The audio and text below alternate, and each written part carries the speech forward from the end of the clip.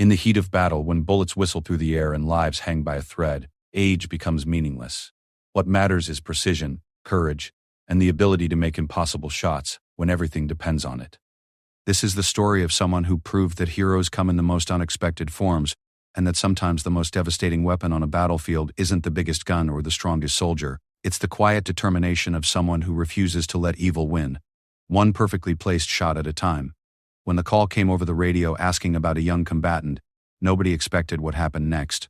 What they witnessed would challenge everything they thought they knew about war, courage, and the price of freedom. The morning sun cast long shadows across the training ground as 17-year-old Anya Petrova carefully adjusted the scope on her rifle. Her fingers, steady as a surgeon's, made minute corrections, while her instructor watched with growing amazement. In just 6 months, this quiet girl from a small Ukrainian village had become something extraordinary. A sniper, whose accuracy defied belief. The journey to this moment had begun not with dreams of warfare, but with necessity. When Russian forces invaded her homeland in February 22nd century, Anya was finishing her final year of secondary school. Her father worked as a mechanic, her mother taught at the local primary school, and her younger brother Dmitry was only 12 years old. They lived a simple life in a village called Kozin, 30 kilometers from Kiev, where the biggest excitement was usually the annual harvest festival. Everything changed on the morning of February 24th. Anya woke to the sound of distant explosions and her father's urgent voice calling the family to the basement. Through the small window she could see smoke rising from the direction of the capital. Her mother clutched Dmitry close while her father tuned their old radio, desperately searching for news. The reports were terrifying. Russian tanks were rolling across the border. Airports were under attack. The government was calling for all able-bodied citizens to defend their country. Anya's father immediately announced he would join the local territorial defense unit. Her mother begged him to reconsider, but Anya could see the determination in his eyes, the same look he got when fixing a particularly difficult engine problem. For 2 weeks, the family huddled in their basement as the battle for Kiev raged around them. Anya watched her community transform. Neighbors who had once argued over property lines now shared their last cans of food. The elderly Volkov couple, who had lost their son in Afghanistan decades earlier, opened their home to refugees fleeing from the east. Even 12-year-old Dmitry helped carry supplies and comfort younger children. The turning point came when Russian forces occupied their village. Anya watched from their hidden basement window as soldiers went house to house, searching for anything valuable. When they reached the Volkov house, she witnessed something that would haunt her forever. The elderly couple was dragged outside. Mrs. Volkova was crying, pleading in broken Russian that they had nothing left to take. The soldier in charge, a man with cold eyes and a cruel smile, simply raised his rifle. 2 shots echoed across the village square. Anya pressed her hand over her mouth to stifle her scream. Her father grabbed her shoulders, his face pale with rage and grief. In that moment, watching 2 innocent people murdered for no reason other than cruelty, something fundamental changed inside her. The quiet schoolgirl who had dreamed of studying literature at university was gone. In her place was someone harder, someone willing to do whatever it took to stop such evil. When Ukrainian forces retook the village 3 days later, Anya was among the first to approach the recruiting station they set up in the community center. The sergeant, a grizzled veteran named Kozlov, looked at her skeptically. She was tall for her age but still clearly very young, with long blonde hair braided down her back and eyes that seemed too large for her thin face. "Go home to your parents, girl," he said not unkindly. "This is not work for children." Anya straightened her shoulders. "I want to learn to fight. I want to learn to shoot." Kozlov studied her more carefully. There was something in her voice, a quiet intensity that made him pause. "Why?" "Because they killed my neighbors. Because they would have killed my family if they had found us. Because someone needs to stop them." She paused, then added more quietly, "And because I think I could be good at it." It was an unusual claim, but something about her calm certainty intrigued him. Against his better judgment, Kozlov agreed to let her try the basic marksmanship test. He led her to the makeshift firing range behind the building, expecting she would fire a few wild shots and then realize this wasn't for her. Instead, Anya picked up the rifle with surprising familiarity. Her father had taught her to hunt rabbits in the forest behind their house, she explained. She had been shooting since she was 10 years old, but what happened next surprised even her. Her first shot hit the center of the target at 50 meters. Her second shot hit the exact same spot. By her 10th shot, She had created a hole no bigger than a coin. Kozlov stared at the target, then at the girl, then back at the target. "Bajé moi," he whispered. "My God." Word spread quickly through the unit about the teenager who could shoot like a master marksman. Within a week, Anya found herself assigned to a special training program for potential snipers. Her instructor was Captain Mikhail Petrov, a veteran of the war in Donbass who had trained dozens of successful marksmen. Petrov was initially resistant to training someone so young, but her consistent performance gradually won him over. Anya possessed something that couldn't be taught, an almost supernatural ability to remain calm under pressure. While other trainees' hands shook during stress exercises, hers remained rock steady. While others rushed their shots, she waited patiently for the perfect moment. "Sniping is not about being the fastest," Petrov explained during one of their sessions. "It's about being the most patient, the most precise, the most disciplined. It's about making one shot count when everyone's life depends on it." Anya absorbed every lesson. She learned about wind calculation, about adjusting for humidity and temperature. She studied ballistics until she could calculate bullet drop in her head. She practiced breathing techniques that would keep her heart rate steady even in combat. She memorized every detail of her rifle until she could disassemble and reassemble it blindfolded. But more than technical skills, Petrov taught her about the mental side of sniping. "When you look through that scope," he told her, "you will see human faces. Real people, with families, with children. Some of them may be conscripts who never wanted to be here, but you must remember why you are here. You are protecting innocence. You are stopping those who would murder grandparents in their own homes." The training was grueling. Anya learned to remain motionless for hours at a time, to ignore hunger and thirst, to shoot accurately even when exhausted. She studied camouflage techniques, learning to become invisible in forests, ruins, and urban environments. She practiced moving silently, appearing and disappearing like a ghost. Her fellow trainees, all older men, initially treated her like a curiosity. But as weeks passed and her skills continued to surpass theirs, they began to regard her with genuine respect. Sergeant Volkov, no relation to her murdered neighbors, became something of a protective older brother to her. "Little Wolf," he called her, for her ability to move silently and strike without warning. 3 months into her training, Anya received devastating news. Her father had been killed in action while defending a supply convoy. Her mother and Dmitry had been evacuated to western Ukraine, where they were safe but barely surviving in a refugee center. Petrov found her sitting alone behind the barracks that evening, her eyes dry but her face pale with grief. He sat beside her without speaking for a long time. "I want to quit," she finally said. "I want to go to my family. They need me." Petrov nodded slowly. "They do need you. But ask yourself, how can you best protect them? By joining them in a refugee center safe but helpless? Or by becoming someone who can make sure no other family suffer what yours has suffered?" Anya looked at him, then at the rifle she had been cleaning. If I become truly good at this, how many lives could I save?" "I don't know," Petrov answered honestly. "But I know you have a gift.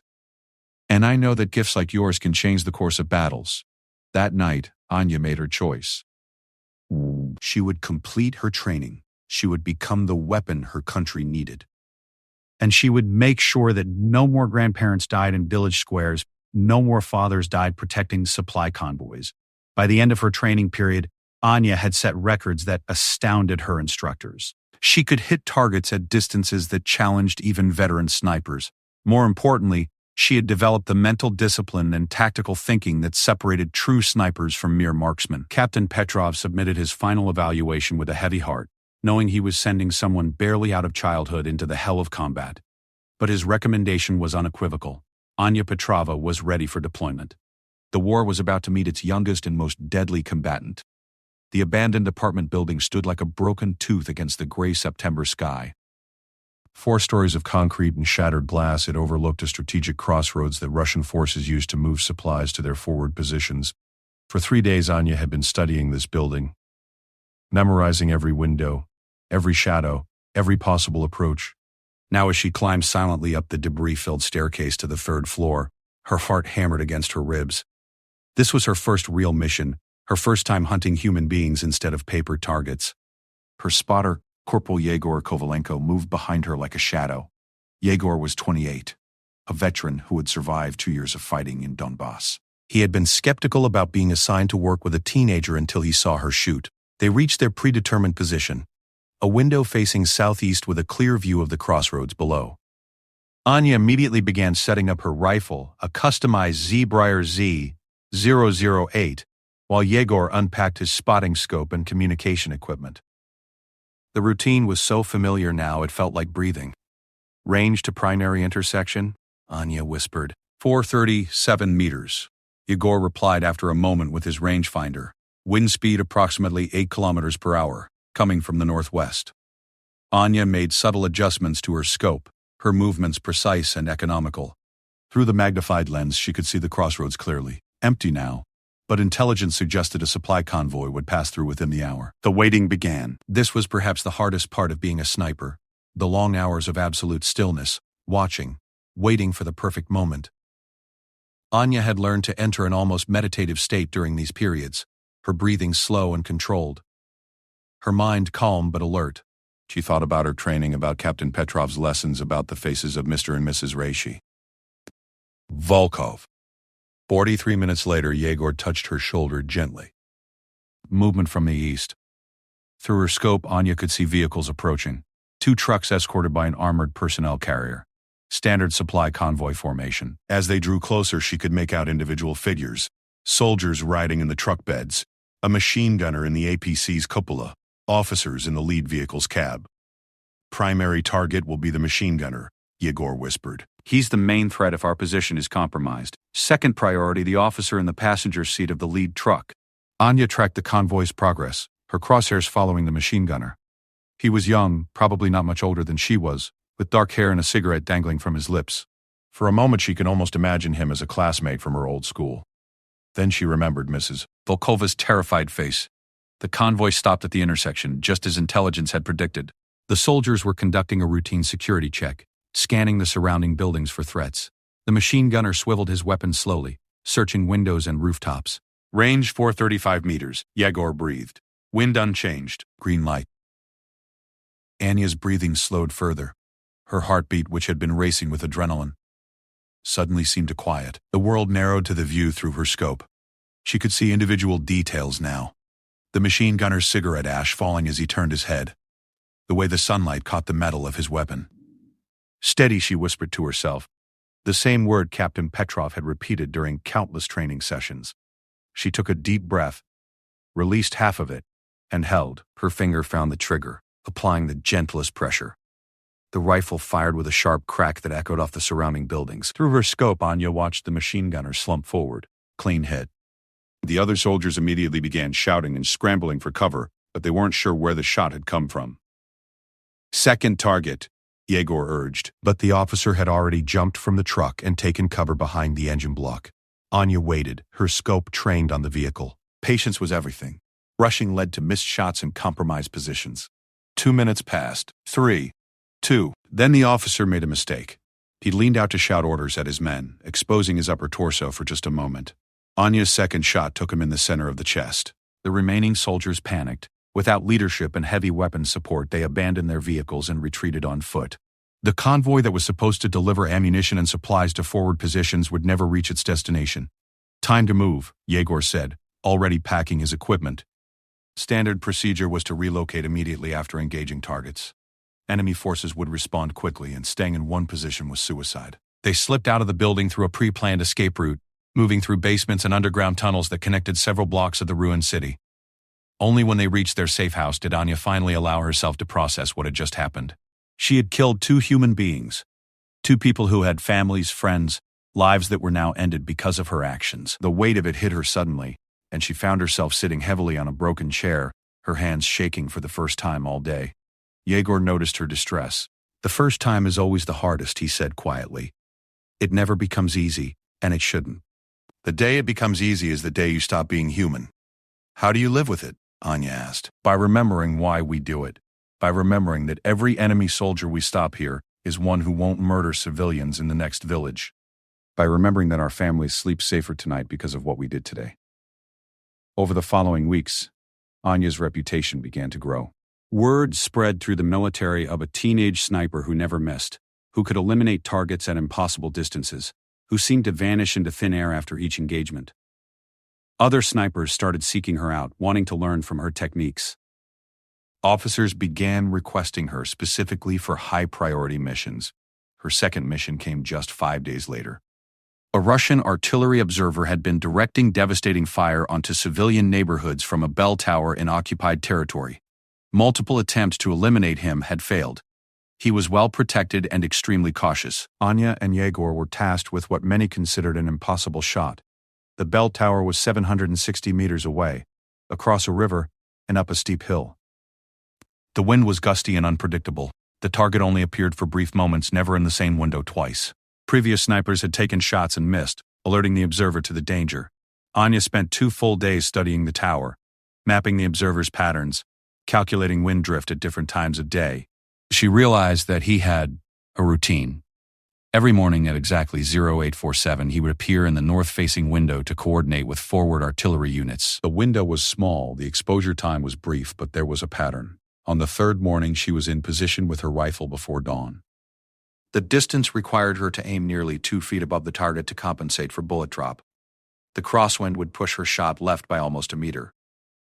It was the most difficult shot she had ever attempted. At 0846, she chambered around and settled into her final firing position. At 0847, exactly on schedule, a figure appeared in the distant window. Anya could barely make out individual features at this range, but she could see enough to confirm this was her target. She breathed in, breathed out halfway, and held. The crosshairs settled on empty air, well above and to the right of the target. To anyone watching, it would seem like she was aiming at nothing. The rifle cracked. 760 meters away, the Russian artillery observer pitched forward and disappeared from the window. "Impossible shot," Yegor whispered, still staring through his spotting scope. But Anya was already packing her rifle. "Not impossible," she said quietly. "Just difficult." Within an hour, the artillery barrage that had been terrorizing the civilian population stopped completely. The gun crews, without their observer to direct fire, were essentially blind. News of the shot spread rapidly through both armies. Ukrainian forces began calling her the Ghost. She appeared from nowhere, eliminated her targets with supernatural accuracy, and vanished without a trace. Russian forces offered increasingly large bounties for information about the mysterious sniper who was disrupting their operations, but it was her third major engagement that truly established her legend and changed the course of a battle. Intelligence reported that a high-value target would be visiting the front lines. Colonel Viktor Petrov, a specialist in urban warfare who was coordinating the siege of a major city. His presence was demoralizing Ukrainian defenders and improving Russian tactical coordination. Taking him out would be a significant blow to enemy operations. The challenge was enormous. Petrov was paranoid about snipers and traveled with extensive security. He never stayed in one location for long and varied his routes unpredictably. Multiple sniper teams had been assigned to the area, hoping someone would get a chance at the shot. Anya and Yegor were positioned in the ruins of a school on the city's outskirts. From their third-floor perch, they had overwatch of several streets and intersections that Petrov's convoy might use. They had been waiting for 6 hours when Yegor spotted movement. "Convoy approaching from Sector 7, he whispered. 3 vehicles, heavy escort. Through her scope, Anya could see the convoy moving cautiously through the rubble-strewn streets. The lead vehicle was probing for IEDs and ambushes. The second vehicle, an armored car with reinforced windows, likely carried the colonel. The third vehicle provided rear security, but something was wrong with this picture. The convoy's movement pattern was too predictable, too routine.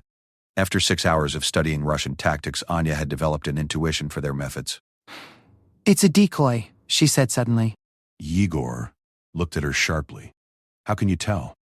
"Watch the lead vehicle. The driver is scanning for threats but not carefully enough, and the security team is positioned wrong. They're protecting against attack from the left, but this street's danger points are all on the right." As they watched, the convoy passed through their sector without incident. 10 minutes later, a second convoy appeared, moving down a different street, with much more cautious movement patterns. "There," Anya said. "That's the real target." This convoy was smaller, only 2 vehicles, but their movements were professional, careful. The soldiers were alert and properly positioned. Most importantly, the second vehicle's passenger never showed himself, keeping well back from the windows. Anya tracked the convoy as it moved through her field of view. The angle was difficult. The range was over 600 meters, and she would have only a brief window when the vehicles passed through an intersection. But as the armored car approached that intersection, something unexpected happened. The vehicle hit a pothole and bounced slightly. For just a moment, a figure was silhouetted against the window, a man in officer's uniform with colonel's insignia clearly visible. Anya didn't hesitate. Her shot shattered the reinforced window and found its target. The convoy immediately went into emergency protocols, but their colonel was already dead. Within days, Russian tactical coordination in the sector collapsed. Without Petrov's expertise, their siege tactics became clumsy and predictable. Ukrainian defenders who had been on the verge of retreat managed to hold their positions and eventually forced the Russians to withdraw. But success came with a price. The elimination of such a high-value target focused enemy attention on the area. Russian intelligence began actively hunting for the sniper responsible. They increased patrols, brought in counter-sniper specialists, and offered substantial rewards for information. The war was becoming personal, and Anya was about to face her greatest test yet. The radio crackled to life at 0347 hours, jerking Anya from the light sleep that was all she allowed herself anymore. 3 months of constant operations had taught her to wake instantly, completely alert, ready for action. Ghost Actual, this is Command. Priority target designation. How copy? Yegor grabbed the radio. Command, Ghost Actual. Send your traffic. We have a problem. Intelligence indicates enemy has deployed specialist counter-sniper team to your sector, led by someone called the Hunter. Multiple friendly sniper teams have gone silent in the past week. Be advised, this individual has extensive combat experience and specifically requested assignment to eliminate you. Anya sat up, fully awake now. In 3 months of operations, she had eliminated 37 confirmed targets, disrupted countless supply operations, and become the most wanted sniper on the front. She had known this moment would come eventually. The Russians had finally decided she was enough of a threat to warrant sending their best. Understood, Command. Request additional intelligence on this Hunter. Negative information available. All we know is call sign and reputation. Suggest extreme caution and consider temporary relocation. After signing off, Yegor looked at her seriously. We should take their advice. Fall back to rear areas for a few weeks until this specialist moves on. Anya shook her head. If we run, how many Ukrainian soldiers die while we're hiding? How many supply convoys get through because we're not here to stop them? She checked her rifle, a gesture that had become as automatic as breathing. Besides, I'm curious about this Hunter. Let's see how good he really is. Their current position was the top floor of a bombed-out apartment building with excellent sight lines across multiple approach routes. They had been here for 4 days, which was longer than usual, but the location was too valuable to abandon. From here, Anya could cover the main supply route the Russians used to reinforce their forward positions. Over the next 2 days, they maintained their usual operational routine. Anya eliminated a communications specialist at 847 meters, disrupted a patrol by eliminating its squad leader, and prevented a supply truck from reaching its destination. But something felt different. She found herself scanning the surrounding buildings more carefully, looking for threats she couldn't identify. On the 3rd day, Yegor spotted something unusual through his spotting scope. Movement in the office building, 11 o'clock, about 600 meters. Top floor, 3rd window from the left. Anya swung her scope to the location. At first, she saw nothing. Then, for just a moment, she caught a brief glint of reflected light. Possibly a scope lens catching sunlight. Possible sniper position, she murmured. But it could be nothing. They watched the building for 2 hours without seeing further movement. It was Yegor who finally voiced what they were both thinking. What if it's him? What if the Hunter is watching us right now? The thought sent a cold chill down Anya's spine. For months, she had been the predator, the one choosing when and where to strike. The idea of being hunted was deeply unsettling, but it was also, she had to admit, somewhat exciting. Finally, a real challenge. If he's there, he's good, she said. No movement, no unnecessary exposure. Professional. Maybe we should relocate, Yegor suggested again. No. If he's hunting me specifically, he'll just follow. Better to deal with this here, where I know the terrain. That evening, as darkness fell across the ruined city, Anya made a decision that would have horrified her instructors. Instead of maintaining her position or retreating to safety, she decided to go hunting. I'm going to get closer, she told Yegor. If there is a sniper in that building, I need to know for certain. That's insane. You'll be completely exposed crossing that ground. Not if I'm careful. Besides, he'll be expecting me to stay put, not to come looking for him. Moving at night through a war zone required skills Anya had developed through months of combat experience. She knew how to use shadows, how to move silently across debris, how to become invisible even in open ground. The journey to the office building took her nearly 3 hours, moving in short rushes between cover points. When she reached the building, she found evidence that confirmed her suspicions. Cigarette butts that were only a few hours old. Boot prints in the dust that hadn't been there yesterday. Someone had definitely been watching her position. But the building was empty now. As she made her way back to her own position, a terrible realization struck her. If the hunter had been watching her building, and he had seen her leave, then Yegor was alone and vulnerable. She moved faster, abandoning some caution for speed. When she reached her building and climbed to their floor, she found Yegor exactly where she had left him, still watching the street through his spotting scope. "See anything?" she whispered. "Nothing. Quiet night." He paused, then looked at her strangely. "How did you get back so fast?" "What do you mean?" "You left 20 minutes ago to check the stairwell. I've been timing you."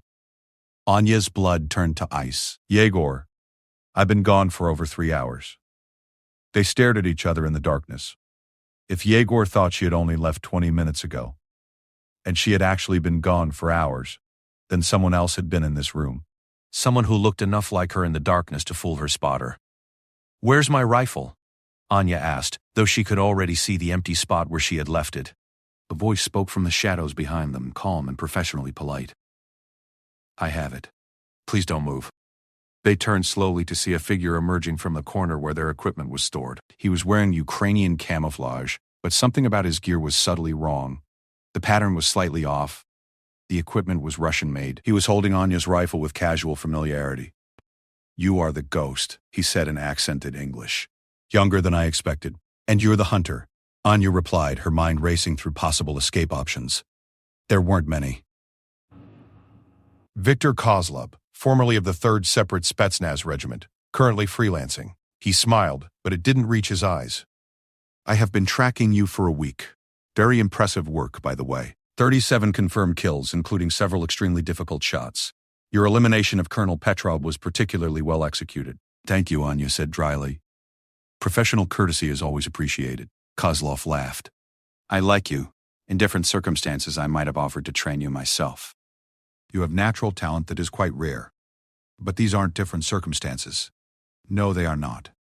His expression became serious. "You have become too much of a problem. The bounty on your head is now significant enough to retire on." Yegor tensed, preparing to jump, but Kozlov barely glanced at him. "Your spotter is not the target. He may leave if he wishes." "I'm not leaving her," Yegor said firmly. "Loyalty. Admirable but foolish." Kozlov shrugged. "Your choice." Anya studied her captor carefully. He was probably in his 40s, with the lean build and careful movements of an experienced soldier. His eyes constantly scanned the room, checking angles and escape routes even while holding them at gunpoint. Everything about him screamed professional. "How did you find us?" she asked. "Pattern analysis. You are very good, but you have habits. You prefer positions between 3 and 5 stories high. You always have at least 2 escape routes. You never stay in the same position more than 5 days." He gestured around the room. "This is day 4 in this location. Tomorrow you would have moved." "And how did you get in here without us noticing?" "While you were playing hunter in the office building, I entered through the basement. Your building security is quite poor, multiple entry points, thin walls, excellent acoustic properties for listening to conversations." Anya realized with growing horror how thoroughly she had been outmaneuvered. While she had been hunting him, he had been studying her, learning her patterns, preparing his trap. She had walked right into it. But something bothered her about the situation. "Why are we talking? If you're here to kill me, why haven't you done it already?" Kozlov's expression became thoughtful. "Because I am curious. You are very young to be so skilled. Most snipers require years of experience to reach your level. You have done it in months." "How?" Anya considered her answer carefully.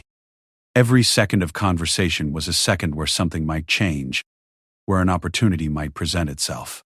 "Motivation," she said finally. "I saw what your people did to innocent civilians in my village.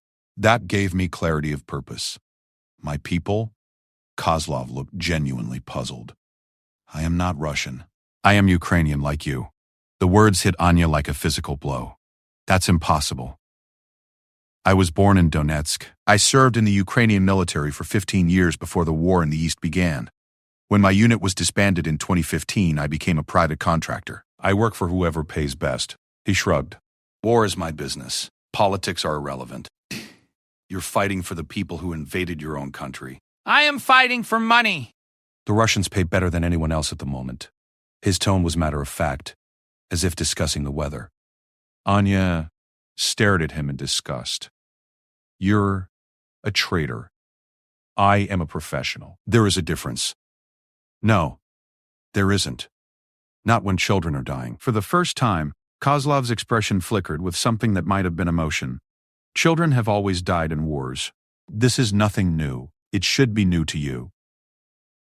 You should care enough to choose a side. Choosing sides is how soldiers die young.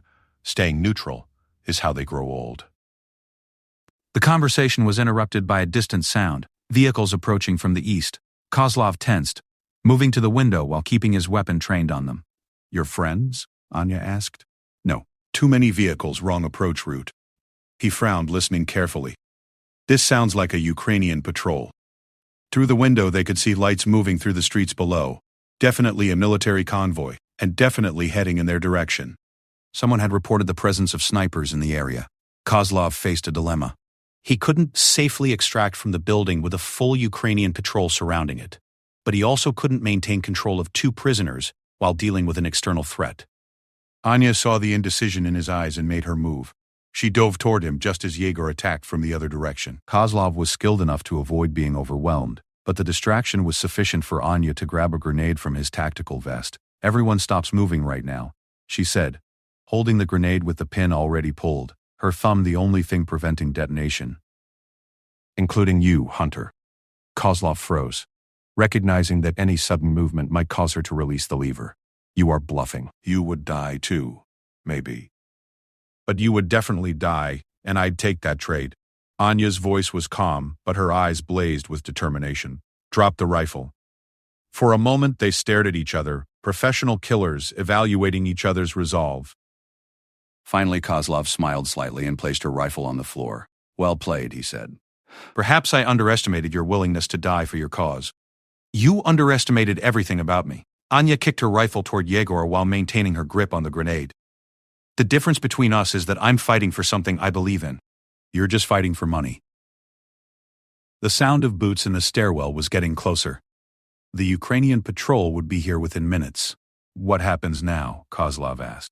Anya looked at this man who was skilled enough to hunt her, experienced enough to nearly kill her, but empty enough to sell his services to the highest bidder regardless of the cause. Now you have a choice, she said. You can try to escape and probably get killed by the patrol downstairs. You can surrender and spend the rest of the war in a prison cell. Or